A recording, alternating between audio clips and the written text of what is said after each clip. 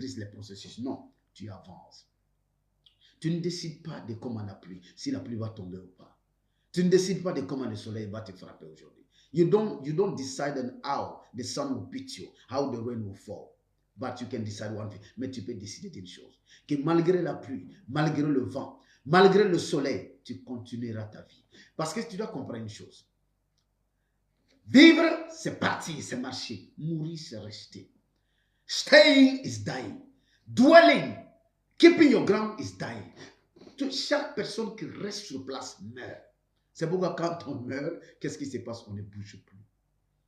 Dis avec moi, je bougerai toujours vers là-bas.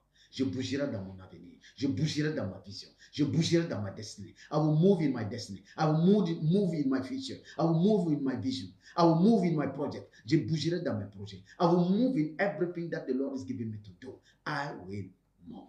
I will never stay at the same place. Je ne vais jamais m'arrêter au même endroit. Je ne vais pas rester. Je vais partir. I will go. Hallelujah. Amen, amen, amen. Yes. Amen. Donc, vivre, c'est partir. Tant que nous ne partons pas, tant que nous ne sortons pas, tant que nous n'allons pas de l'avant, nous ne vivons pas. C'est pourquoi quand on meurt, on ne bouge plus. Quand on meurt, on est stoïque, on est glacé. Beaucoup de gens vivent une vie de mort. Ils vivent, mais ils vivent une vie de mort.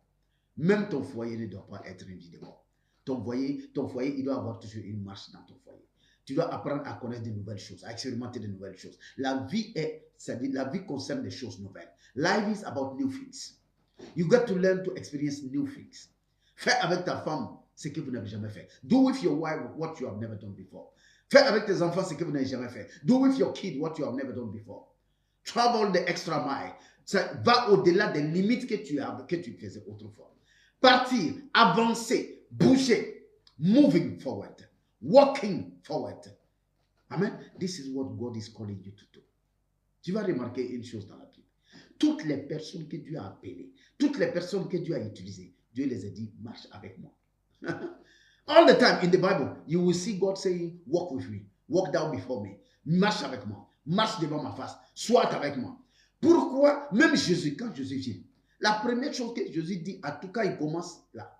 Hein? Tous les apôtres que Jésus a appelés, tous les disciples qu'il a appelés là, il dit quoi? Suivez-moi. Follow me. Ça veut dire quoi? Viens et puis marche avec moi. Follow me. Et tout ce que Jésus fait, il envoie les gens. Il dit, marchez. Allez-y. Proclamez la bonne nouvelle. Go ye and preach the good news. Partir fait partie de l'ADN de la vie. Vivre, c'est partir. Vivre, c'est marcher. Marcher avec Dieu. Non pas à reculons, mais marcher en avant. Living is moving. Moving with God.